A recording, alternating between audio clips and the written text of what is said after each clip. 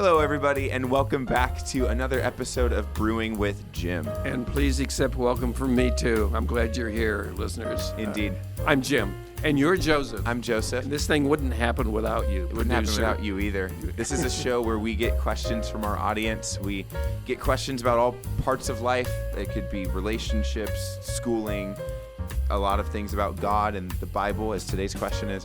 And we just try to provide answers or wisdom or insight into whatever that may be, and whatever our audience is thinking We about. try. We actually do. I think we succeed often. I think we do a pretty good job, usually. Yeah, okay. Well, that's we're self-aggrandizing, but here we are. Indeed.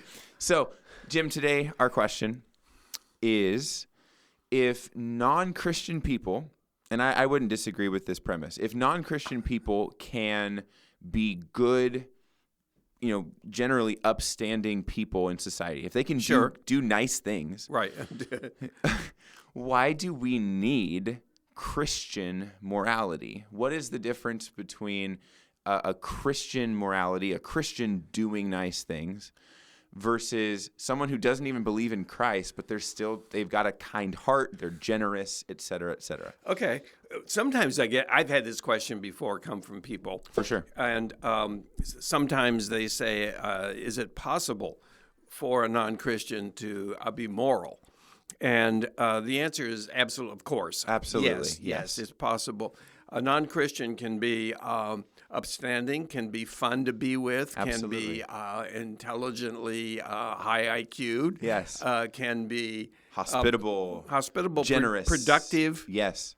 All the qualities that any person, most people, would put on the list of this is a good thing to be. Yes. Of course. Absolutely. They can be all of that. Yeah. Can Christians be all of it? Yes, everyone can be all of that unless they're mentally ill or they have a disorder or there is something that is upside down in their being. Mm-hmm.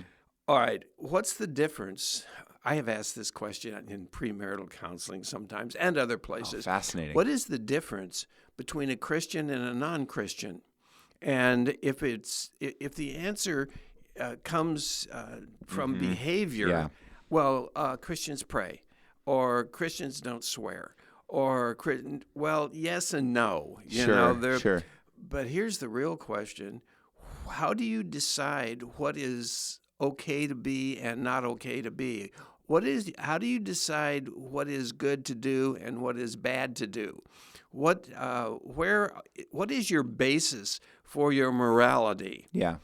Christians, we have a basis for our morality. Mm-hmm. We have a firm foundation, and that basis is the expressed will of God. Yes. He is the source of morality. Mm-hmm. All right. The morality that he has expressed to us, he's expressed in his word, the Bible, primarily and summarily in the Decalogue, the Ten Commandments. Yeah. Do these things. Don't do these things. That gives us a guideline. But we don't have to come up with, should I do this, or is this bad, or is it not bad? A non-Christian who rejects God's word, and it doesn't have to be overtly rejecting, but just they may not be aware of it or whatever. I don't use it. Yes, exactly. I don't even know it's there, or I reject it. Mm-hmm. All right. A non-Christian who does not have that basis for morality, where do they get their opinion about what is good and what is bad? Well, they get it either from culture, they get it from their parents. Their parents tells them don't steal. Yeah. Why not? Now, there's the question that a child probably would not answer or ask. But why not? And the answer for an adult is going to cause pause. Most people in the world would say that it is immoral to sexually abuse a child. Certainly. Okay. Of course. There are exceptions. And there are great exceptions. There are organizations where the molestation or sexual relationships with children is approved by that organ. But put that aside. Of course, yeah. Generally, outliers, globally, we don't do that. Yeah. Okay, why?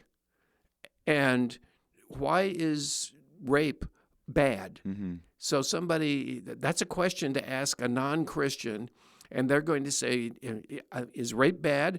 Yes. Why? And you will watch them pause momentarily. Well, because it hurts people or some other reason they come up with. So anything that hurts somebody is immoral. Well, what about feelings? If I hurt somebody's feelings, is that immoral? Well, not necessarily. What if somebody gets in a fight and hits somebody and that hurts them? Is that immoral? Well, there are situations where it might be moral to do that. I'm protecting my children. I'm protecting my wife. And so, okay, the point here is without the morality that has been expressed by God himself as a firm foundation, as a standard for us to know what is right and what is wrong, there is no basis for arguing substantially, really at all, on why a non-Christian has this idea what is right to do and what is wrong. It's going to be an opinion. It's going to be peer group pressure. It's going to be something that they have learned in their culture that this is wrong to do. But is it always wrong to do? We have... Well, let me stop and just. You look like you wanted to say something. I'm wondering. No, this is great, and in my head, I'm seeing the distinction between what you are not saying is that not abiding by the morality of the Word of God means that you lack a morality entirely. It doesn't. Yes. It means that the thing that you articulate it becomes your opinion. It's your opinion. Right. So to be clear, just to say this again, it does not mean that non-Christians do not have a sense of morality. Right. It does not mean that they do not have the ability to articulate their sense of morality. That's correct. It means that their sense of morality has come from their own experiences. Right. Maybe their own upbringing, maybe what people have taught them, et cetera, as opposed to, and all those things are human. They change over time with culture and society. They ebb and flow. They could be different depending on where you live in the world, et cetera. That morality will change. It will change, as opposed to what you're defining as a solid rock of a foundation. That is correct. That's the main difference to me. Now, if we are not to steal as Christians, we are not to take something that does not belong to us, we have to dive a little deeper to figure out exactly what that means. Christians, this may be a surprise to some of the listeners, but Christians understand that we don't really own anything, that everything belongs to God. Yes. And He has gifted us with certain things. But when He gifts us with certain things, He gifts us with the stewardship to take care of those things. I have a garage full of junk. Well, no, I shouldn't say that. We have everything in the garage except the cars. I have a garage with stuff in it that some of it is valuable. We have a refrigerator and a washer and a dryer and a few other things. And I say, well, they're not really mine, they're God's. Does somebody have the right to come into my garage and take those away because they're not mine to begin with? The answer is no. No, because I have been given the stewardship. What about my own kids? I have the stewardship of my own kids. That's right. I am to take care of them, protect them, maintain them, nurture them, educate them, and so forth. All right. When we have that realm of understanding about what is mine in the area of theft or stealing, that's pretty clear. But the law can change. Some people get their morality from the law. We're not to break the law. Well, God's word says that we are to obey the law unless the law conflicts with God's expressed will. That's right. All right. Yeah. Well, we're not supposed to steal, but King David, as a leader of men in the Bible who were hungry, went into the temple and took the bread that was in there, the sacred bread that was in there, and they ate it because they were hungry. God approved. So what is the morality there? Right. It really comes down to what is loving and what is not loving. That, and who decides what is and what isn't? God does. Yeah. And he has handily defined that in the Bible from Genesis to maps all the way through, but in specifically and pointedly in 1 Corinthians 13. Sorry, it took me a second to understand what you meant when you said Genesis to maps. Do you mean like the references The entire, at the back? No, yes, I did, but don't explain it. It was a throwaway line, and it was a smile, I hope. I didn't know it was going to be analysis. I had a good 3 seconds of staring at the wall going, No. What is maps? Don't explain. Okay, never mind. No, Go ahead. Analysis will suck the life out of humor. I thought it became funnier, to be clear, when I realized what it was. Go ahead. I'm sorry. Yeah, but you're usually quicker. That was more like that.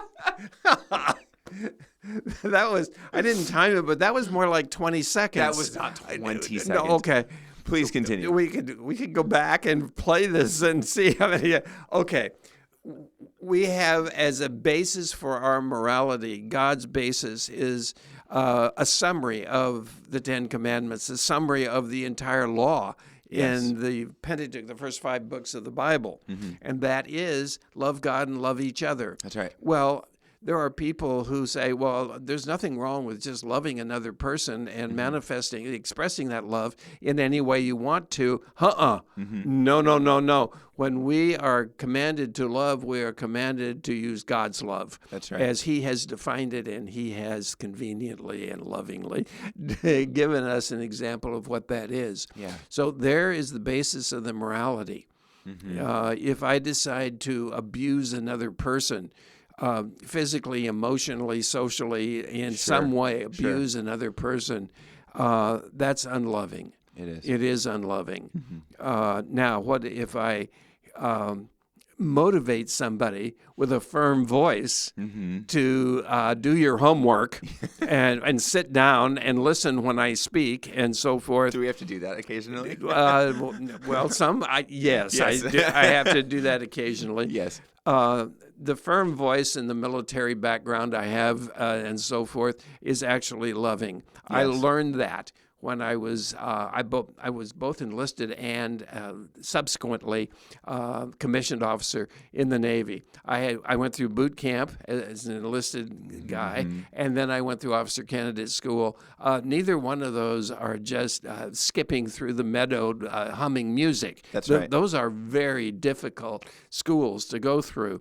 And the teachers, if you will, commanders and the company commanders and so forth, the drill sergeants in the Marines will yell at you. And is that loving? Yes, it is, because you have to learn to obey without question so you can save a life when you are acting as a military personnel. Absolutely. Okay, so I don't know how much more we want to go through this. The question was, do non-Christians, can they be moral? Of course, absolutely, they can be moral. The only difference is we attempt to be, we as Christians, attempt to be moral because we are following a standard. We have a standard. Yes. They do not. Yes, Now, absolutely. Okay. I have one more thought. Maybe it's our closing thought, which is to say, I would not discourage Christians from getting involved in secular organizations that are doing good things at all. There is a sense, and I've heard this articulated by at least one person before, that I, as a Christian, should be involved, of course, doing good things in organizations, charities, donating to charities, that kind of thing, but that I should only be donating to Christian organizations. And I actually think I disagree with that. Well, I do disagree with that. I just, good work is good work. And I would even argue that a Christian involving themselves in a secular but good organization, an organization that doesn't have Christ in their name or mission statement or whatever, but is doing meaningful, powerful work, that's actually a ministry opportunity because of you as a Christian going into that organization and just taking part and perhaps meeting other people. And so I would not discourage that at all. No. We should be plugged in. But kind of please anyway. listeners listeners and friends out Sure, there. sure. There is no such thing as a Christian organization. There is an organization cannot be Christian. That's right. A business cannot be Christian. It can be owned by Christians. Yeah. It can be school. staffed by Yeah. a school cannot be Christian. Here we are at Capistrano Because a Valley Christian schools. is a human being Right. who is made in the image of God, who has sinned, and we have a Redeemer. The business is not going to be redeemed. That's right. The business and the ministry is not going to be redeemed. The organization isn't. Yes. We can minister wherever we go. And that essentially is to preach the gospel and to manifest the love of God to all people. Yes. To all people. Now, it's manifested in different ways depending on the person, of course. But no, Christians, go out and do good works. Why do we do good works anyway? Because it is our nature, our new nature in Christ. Because we are saved, because we have a friendship with the Creator, with King Jesus, we therefore have a nature that wants us to go out. That's right. I don't like the word wants. That causes us to want to be involved in showing the love to other people, providing a coat for those who are cold, food for those who are hungry, companionship for those who are lonely, and so forth. We don't do that because we have a list of good works to do, and we check them off. We do it because it's our nature. Yeah. It's who we are. That's right. I couldn't agree with that more. So let's celebrate any good work that is going on. Let's participate in all the good work that we see around us. Yeah. And because we are in an organization that is not populated primarily by Christian people and maybe populated by non-believers, yes, we as a believer will glow with the light of Christ because of the reason that we are doing the good work. Absolutely. Our good work may be just as energy-filled as the person next to us who does not know Christ. That's right. But that there will be a notice there that there's a reason that this guy is doing this. Yeah. And I wonder what it is. Yes. Okay. There. I love it. All That's right. a wonderful place to end. Okay. Let's transition to the second segment, which is our Okay. surprise Jim segment. Yeah. This is a section where Jim gets a silly question, a fun question that has nothing to do with the first segment. So my question for you today, Jim, is if we were to magically, instantaneously, or cover the cost, whatever, we are adding a room to your house. We are you're a renovation. Your home just gained another blank, empty room. What do you think you and your wife Debbie would utilize that space for? Oh, you just ruined it when you said me and my wife. Because would we you would prefer, not we would not prefer agree. She's not involved. Oh, we would not agree on what to do with that room. Yes. There were I had an answer that I was forming as you were asking the question, and then you said mentioning you Debbie and Debbie. Out the window.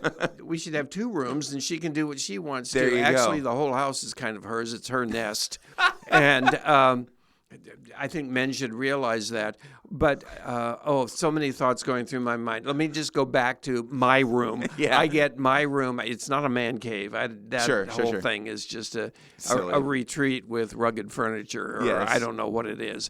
I would have a room where I have a small area of it where I can read and be alone and undisturbed.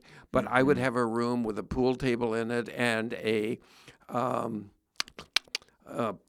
pinball machine. Oh, yes. I want a pinball machine. I played room. Let's go. Pinball when I was in college. And that is not just pull the plunger back and watch the balls go back. There's actually skill involved in those things. Very much so. And the internal part of the machine, it can be opened and you can change the tilt sensitivity to the machine and so forth. I have shopped. for pinball machines. I can't justify spending the money to get one, and I would want the design that is pleasant and makes sense and so forth. Yes. Okay, that's what I would do. And I'd put a pool table in there, and it would have to be a large enough room where there is freedom to play pool and draw and so forth. Yes. Yeah, you don't have to have a wall right behind you. Okay. Yes. There. I've played pool and like that music before, and music. A sound system in there that would have music and okay. That'd be tremendous fun. That's what I would have. That's and it. With windows. Would we call that a game room? I don't care what we call it. No, we'd call it Jim's room. Jim's room. Yeah, Jim's playroom. Jim's playroom. Well, I think it's important. Now I'm kind of serious. That was a horribly nerdy question, and I don't know where you come up with this stuff. Me neither. But our staff comes up with this. Another name for our staff is Chat GDP or whatever they do. Yeah, okay. That's our staff. Exactly. All right. On a serious side of this, something that's come up in counseling. One of my questions to a married couple is, which one of you is the slob and which one of you is the neat freak? And that can be, the slob is really a slob, and the neat freak is really meticulously, compulsively, abnormally, pathetically, and pathologically neat. Mm-hmm. Okay. Or it can be just a little bit of difference between the two. Sure. The husband needs to have a room where he can be the slob or be the neat freak. Sure. This is my room, and my spouse doesn't come in here and do anything with it. This is the way I keep things. Sure. Okay. And then the rest of the house can be the other spouse. It can be the wife's house. There is something to the reason that wives want their houses to look nice and to be clean and so forth. And it's more than just aesthetic. This was explained to me once when I was young. It is the wife's nest. And she wants to show anyone who comes in and visits that she has married a good provider. And that this place is to be hospitable and welcome people, but I'm also showing it off. Yeah. Okay. Guys aren't that way so much, or at least the guys I know and the friends I have. Friends are kind. If somebody comes over to watch a ball game with me, I don't scurry around and pick up things. Yeah. Debbie does. Sure. Yeah. And so there's the difference. That's fascinating. I feel like I am a little bit of a pick up things. Like if someone's coming over, I feel like I am conscious of that. Well, what you're talking about, dirty socks and underwear, or you're just going to straighten the magazines on? Nobody has magazines. Well, I mean, both. I mean, like both of those categories, I think, to an extent, at least to what's possible. Yeah. Of course, you get like the big stuff out of the way if you need to. If there's a big, Well, we don't have big stuff, but we may have unwashed dishes. Sure. In the sink. Yeah. No, we don't get to those often. And you don't. When I was in the universities and I lived with guys we had roommates in apartments and so forth. We wash the dishes before we eat, not after. Yeah, you have to. You have to clean them. Yeah. I know that feeling.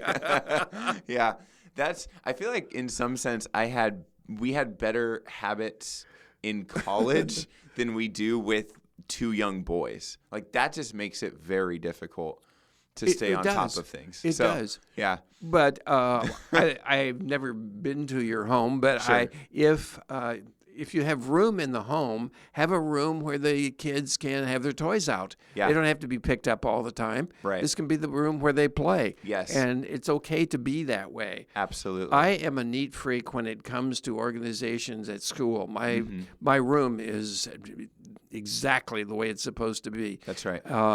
And I have the organization within my curricula. I teach, as you know, I teach 5 different courses and Yes, 7 different I know. classes. Okay. All that requires organization, and it is meticulously organized, both in binders and electronically. And everything's saved to a cloud. Everything is on an external hard drive. Everything is just, I am just probably need counseling. But I'm not smart enough to work disorganized. Sure. That requires some sort of... That's right. I But don't that's know why you what do it. Yeah. Yeah. So I'm organized there, but I also have junk drawers at home. Sure. And I'm the same way. I'm okay with both of that. Yeah. Absolutely. Yeah. So there's not much to do with what kind of room I would want. That's okay. Yeah. That's fine. My architecture, though, I am kind of not architecture. The home decoration, the interior decoration, decor stuff. Yeah. Yeah, I'm not into that much. Sure. But there's some things I like and some things I don't. I like rugged, casual, and cozy. I like cozy. Yes. I do not like some of these houses I see that are wide open with lots of light and white marble and white floors and white walls. Sterile and steel. Yeah, and, some of it has to do with Greek architecture, I think, Yeah. and Mediterranean architecture. I don't know a lot about all of that, but Sure. Debbie does, and we talk about it, so I've learned some things. I don't like anything that isn't going to be comfortable when it's raining and windy outside. That's right. I want to feel secure inside my house. That's a good way to think I of it. want blankets that I can curl up in. Yeah. I want cozy. Okay, Yeah. I love it. please help me get out of this. We can just pull the plug on this episode at any moment. Well, let's do it soon. Let's do it. Yeah.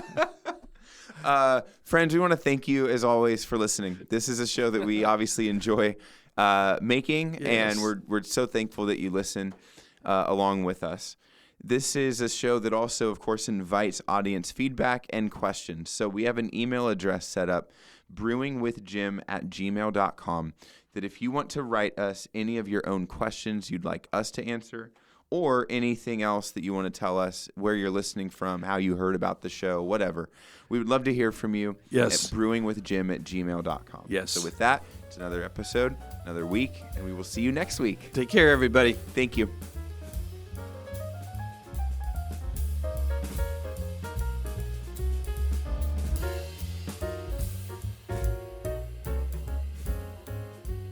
This episode has been a production of the Capistrano Valley Christian Schools Podcast Network. CVCS is a Christian TK through 12 school in San Juan Capistrano, California. Please visit cvcs.org/podcasts to listen to the variety of shows our students produce on our campus. You can also find all of our shows on Apple Podcasts, Spotify, YouTube, and others. We would also appreciate you subscribing to and leaving a review of this show and the other shows on our network in your podcast player of choice. If you have any questions or would like to reach out to us, please email podcasts@cvcs.org. On behalf of the school, this is Mr. Jasper, the executive producer of the podcast network. Thank you for listening, and stay tuned for more.